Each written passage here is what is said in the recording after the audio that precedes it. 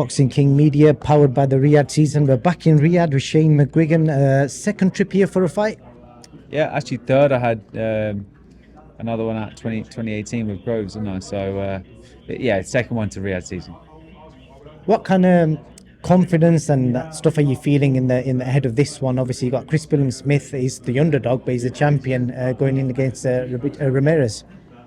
Yeah, I mean, it's doesn't feel like it doesn't feel like the last one in 5 versus 5. Obviously it's a different promotion. It was just a different event. So this is look, we only arrived yesterday anyway, so it's not as warm, which is nice. But obviously, yeah, look, we're in a hard fight against another world champion. So it's understandable that the bookies might have it the other way, but I think it's a very, very close 50-50 fight, and looking forward to Saturday night. You know, one of the things that I've picked up, having seen Ramirez earlier, for somebody that made super middleweight, I'm amazed how big the guy is. Yeah, I said this in another interview earlier on, like last week actually. I think he turned pro at like 19, and if he didn't start boxing until he was 17, and he started at like 78 kilos or something. So like, I know he boxed up until 2015 or something, at 2016 in super middleweight, I think it was. Then he moved up, maybe even a bit later. But yeah, I mean, he's really a light heavyweight, like a genuine light heavy, and like a proper one. Because if you watched him whenever he boxed Bivol, like he looks massive in there. And then when he boxed Joe Smith, that was at 191, and then he rehydrated and looked double the size of Joe Smith as well. So, and then Gulamarian, obviously, he was similar size and stature. Gulamarian had a bit more tone and muscle mass on him, but they weren't too dissimilar in size, and that's what Chris noticed when he was out in LA doing the face to face. He's a big lad, like, you know, it's not.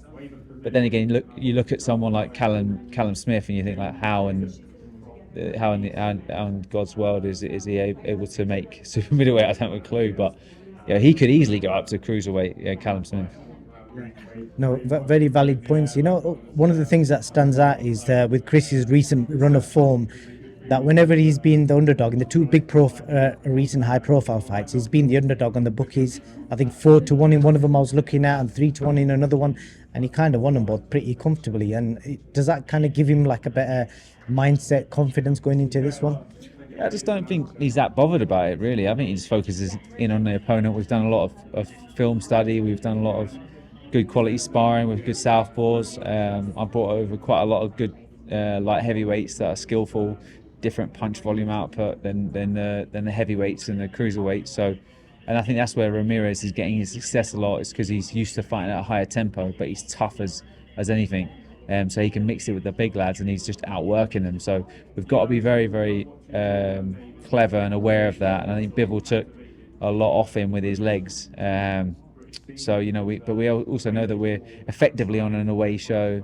It's different. It's not the BBSC rules. It's the ABC rules. It's different judges. Obviously, we're quite happy with the judges that we've got, but you never know what they're going to be looking for.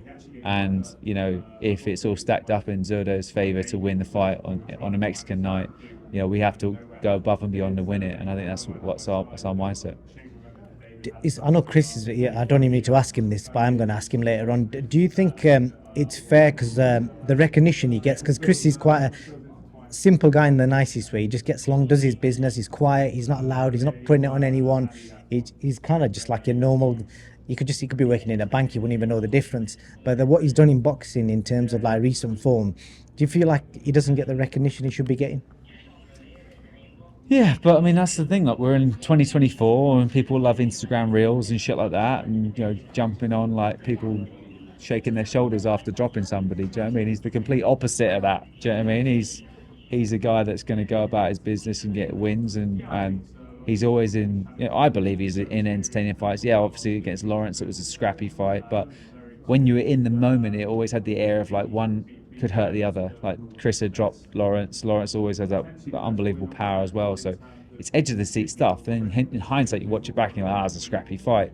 Or same thing with Reactpor. It's like, okay, well, Chris is outworking him, but you know, you've always got to be aware of that big one shot that can sway the fight. And he caught Chris a few times, and that's what made it entertaining. But that was a bit more of a shutout. But yeah, I think you get recognition sometimes in this world when you're doing like outlandish things. You know what I mean? So, and he's just not that way inclined. So, but the most important thing is it's the first British guy to box for a unified cruiserweight world title since David Hay, which was 17 years ago. That's that in itself, and we've had a lot of good cruiserweights since then. Do you know what I mean? So, yeah, Lawrence had the opportunity to do that, and none of them have done it either. So it's a big moment.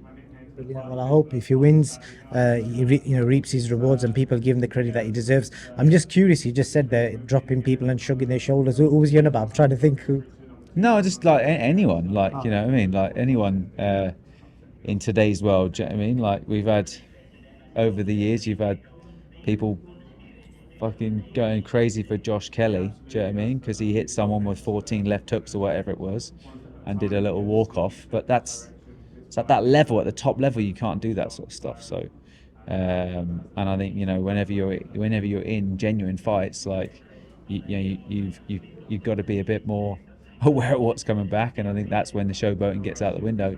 If you're a phenomenal talent like Nassim Hamid, you're still able to do it, but he still sort of found his match when he couldn't do that against Barrera. So yeah, but it is this is an entertainment business, not just a fight business. So people get a lot from ring walks and stuff like that. But yeah, he's just one of these guys. He's a proper throwback. I believe he could have been a success in any era. Well, I'm gonna ask him that question, Chris. If you knock him out on Saturday, can you do a shoulder shrug or do like a bit of a shimmy or a dance? Because apparently that gets you more views and more fans. We'll see. All right. We'll see. I'll come up with something. Right. Well, he said he's gonna do something for us. With regards to the actual event, any other fighters on the undercard you're looking forward to seeing? And no, I mean, I'll watch the show back afterwards, but obviously we'll be laser focused and yeah, just As a fan. No, I think the Chief Support's a good fight. You know what I mean? I think is it interesting to see him in his last fight? He went through, who did he box? Zapita. Huh? Zapita. Yeah, Zapita. Who did he boxed? Gesta. He looked like he just tore through him, which Gesta's still a decent operator. It hasn't been stopped like that. So I think him moving up from super feather to lightweight, he's on good form. So I think I'll be interested in looking at him.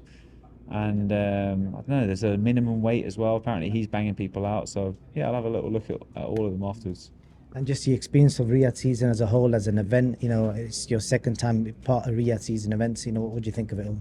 It's amazing. Yeah, I mean, it's like they know how to put an event on. The driver was actually saying, because he actually worked that one in Jeddah years ago. So he's saying, oh no, you learn from your mistakes, don't you? So every event you try and tweak it and perfect it, and obviously it's changed hands and who's running the events, but it just shows that they really want to put on the best shows. And just a quick few things on the rest of your stable. What's the latest with Adam Azim? I believe he was supposed to fight in December, but I'm assuming he's not now. Caroline Dubois and the Craig Richards. What's the latest on all them? Yeah, so Adam will. So Ellie's looking to get out in the new year. She's got her mandatory challenger. Unfortunately, she had a bad tear in her calf that postponed that last fight. So she's all good to go. She's actually in the gym training this morning with Craig. Adam is coming out today. He's on his way out. He's going to do some training out here.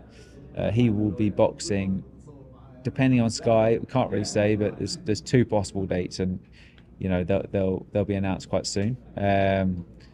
I think he's in a good position. He's obviously a great win against Ara Davies, and I think we need to get the momentum going. Do you know what I mean? So I'm excited about his next fight, and Caroline will be out in the early New Year as well. Craig, did you mention Craig? Yep, Craig. We're looking at.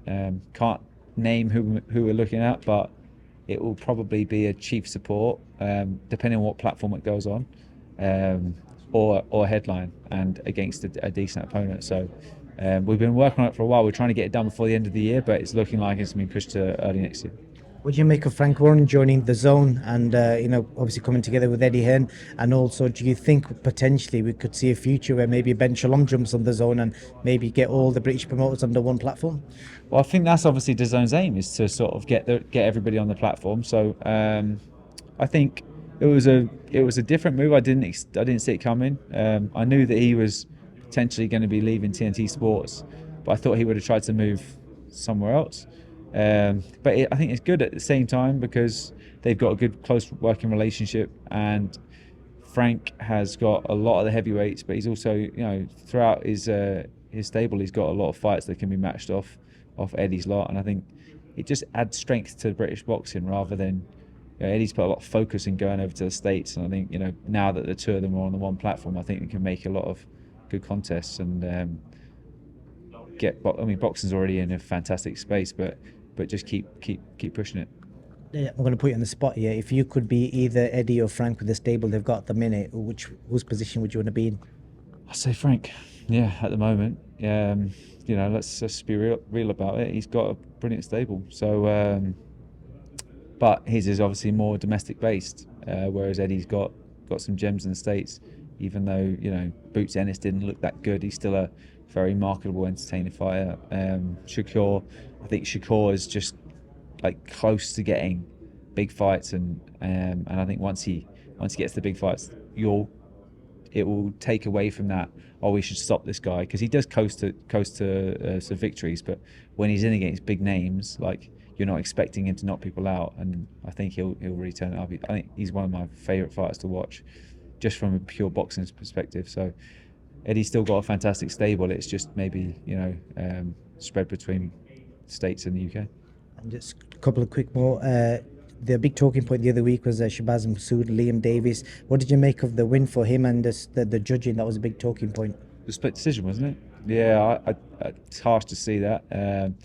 But at the same time, he got the right man won, and Chris Blunt-Smith was a bloody split decision against Richard Riakporhe. So just the way it is. I think he looked good. He looked sharp. Liam Davies just looked like he was he wasn't reactive. Still think he can come back. I think he's a good fighter in his own right. So I think it was a good fight. Last question for you. We've got Oscar De La Hoya, Bernard Hopkins walking about in the background. Do you ever get starstruck with seeing these kind of people about? Yeah, but I've worked a few Golden Boy shows, so it's like, not saying that it doesn't take away from the fact that they're fantastic fighters, but I've met them quite a few times. But yeah, I mean, Hopkins for me is the guy that I've always thought speaks really articulately and intelligently, and holds himself really well. And he's always been super engaging when you meet him. So he's one of them guys that I think, like, every time I've met him, he's a genuine person. Do you know what I mean? I'm going to ask you, put you on the spot. I just heard somebody over talk about a story where you tried saving somebody's life. Is that anything that you've ever shared before? I think in Miami. Are you able to tell us what happened? Yeah, I mean, I'll tell you what happened. The lady was the PR agent for when Daniel Dubois boxed Trevor Bryant. And I went into the lobby, and there was a guy that was like going in and out of consciousness. And obviously I'd done first aid courses, so I worked on him for about 5 to 10 minutes and got him round. But he unfortunately passed away in the ambulance afterwards, because he had a pacemaker in his heart, and it was kicking in. So when I was doing. So it was pretty mental experience. Yeah, I mean, I've had to work with a couple of people. I've had to try and bring a couple of people around in the past. The guy I used to work at a gym, and a guy took a heart attack, and we managed to save him. But this time it was unfortunate that we didn't. But that was in Miami. It was a mad experience, and it's pretty crazy. I'll end it on a positive. Is your dad in the jungle? Because that's the rumours, but no one knows what's happening. Is he in the jungle? Can't say. I don't know. He might be. Well, it'd be interesting to see what your dad gets up to if he's in the jungle. Shane, appreciate your time, mate. All the best Saturday night, and look forward to it. Thank you.